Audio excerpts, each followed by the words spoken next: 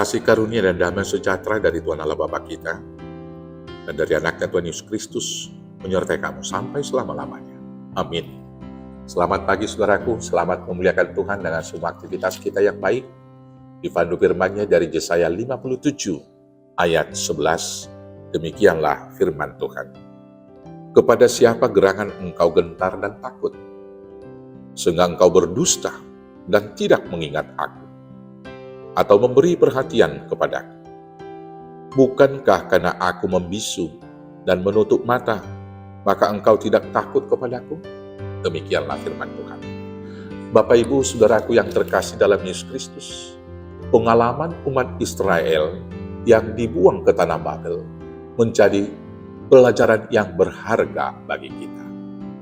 Karena ternyata penderitaan bukan hanya disebabkan oleh karena kemiskinan, tetapi penderitaan bisa juga terjadi karena kekayaan dan kemakmuran yang tidak disikapi dengan bijaksana.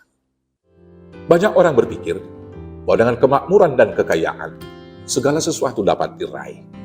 Ternyata, kemakmuran dan kekayaan dapat membuat orang menderita karena lupa diri, lupa kepada sesama, bahkan lupa kepada Tuhannya.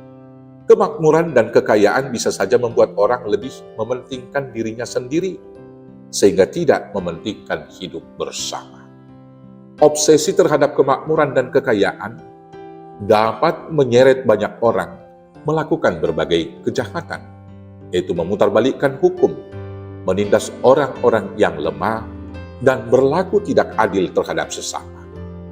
Kekayaan dan kemakmuran membuat banyak orang tersesat, sehingga mendewakan harta kekayaan dan menggantungkan hidupnya kepadanya, sehingga menomorduakan Tuhan, bahkan tidak percaya kepadanya. Sikap yang demikian pada akhirnya akan membuat hidup letih, lesu, dan berbeban berat, dan mendatangkan penderitaan. Hidup mementingkan diri sendiri atau egois akan memperangkap manusia hidup dalam kesendirian dan keterasingan. Walaupun dia dikelilingi oleh banyak orang, obsesi dengan kekayaan akan membuatnya dahaga dan kehausan terus-menerus dan senantiasa merasa kekurangan. Orang yang demikian sesungguhnya sudah dibuang oleh Tuhan dari tempat hidupnya, dari persekutuannya. Hal ini tentu adalah penderitaan yang berat dalam kehidupan. Demikianlah pengalaman orang Israel yang hidup berlimpah dengan kemakmuran dan berkat kekayaan di tanah Kanaan yang berlimpah susu dan madu. Kemudian lupa kepada Tuhan dan berpaling darinya. Mereka melakukan perzinahan rohani dengan menyembah Moloch dan berhala-berhala yang lain. Para pemimpin dan umat Israel jatuh dalam ketamakan, jatuh ke dalam kelobaan, melakukan penindasan terhadap sesama, dan lain sebagainya. Akhirnya, mereka harus menanggung penderitaan di pembuangan Babel. Namun Tuhan penuh kasih dan kemurahan. Ia tidak membiarkan umatnya terus berada dalam penghukuman dan penderitaan. Ia membuka lebar-lebar pintu maaf dan mau memberikan pengampunan. Asalkan umatnya menyesali perbuatannya dan mau bertobat. Karena itu Tuhan berfirman di ayat 14-19 demikian. Bukalah, bukalah, persiapkanlah jalan, angkatlah batu sandungan dari jalan umatku. Sebab beginilah firman yang maha tinggi dan yang maha mulia, yang bersemayam untuk selama-lamanya dan yang maha kudus namanya. Aku bersemayam di tempat tinggi dan di tempat kudus, tetapi juga bersama orang-orang yang remuk dan rendah hati, untuk menghidupkan semangat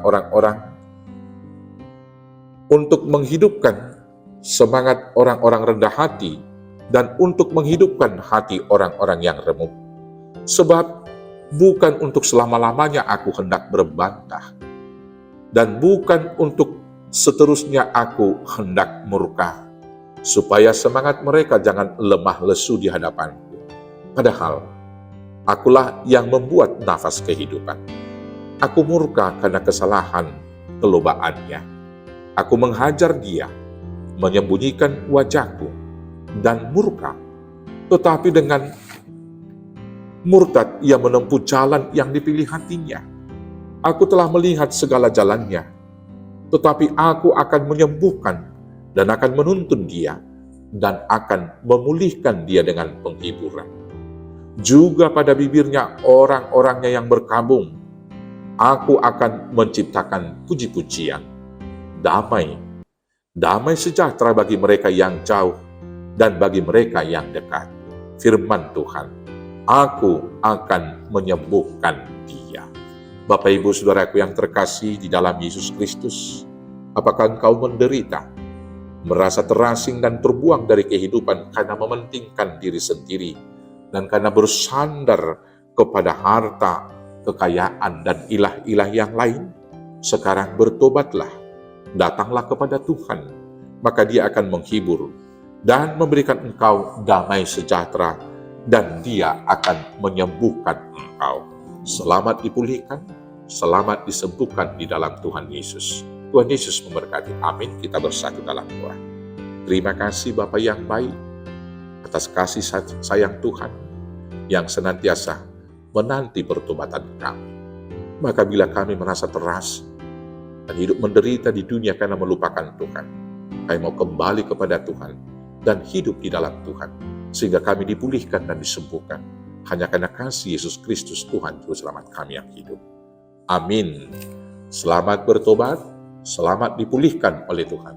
Selamat beraktivitas. Tuhan Yesus memberkati. Horas, horas, horas.